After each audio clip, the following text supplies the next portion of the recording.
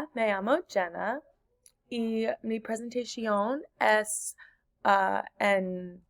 sobre Día de los Muertos. La primera vez que aprendí sobre esta fiesta fue a la clase de español el año pasado. Um, entonces, durante la preparación para la fiesta, las locales compran las maravillas y otros flores para celebrar.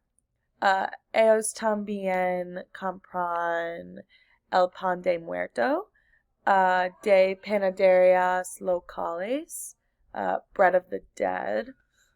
Usualmente este pan es decorado con los huesos y los esqueletos, como en las fotos en el slide. Durante la celebración, las festividades empiezan a la medianoche. Las familias encampan en el cementerio y beben toda la noche.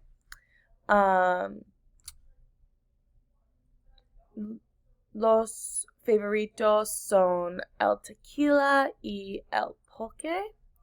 La familia recordando las historias de los muertos toda la noche. En el foto tú ves la familia y los flores. Donde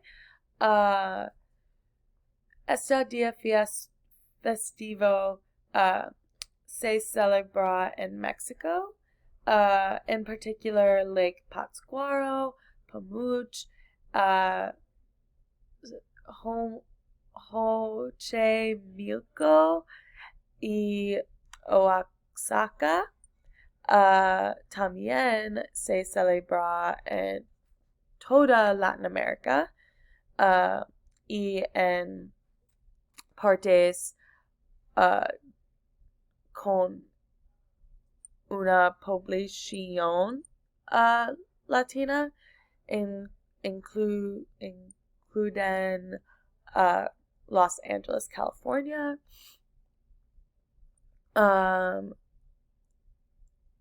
Porque mi amiga es actualmente de Ecuador y se celebra este día festivo con su familia.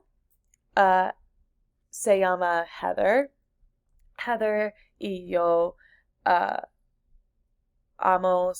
nos gustan los colores brillantes. Es muy bonito por nosotros. Es muy importante por su familia o para su familia, porque recuerdan a sus miembros de familia que han muerto. Está mi works cited.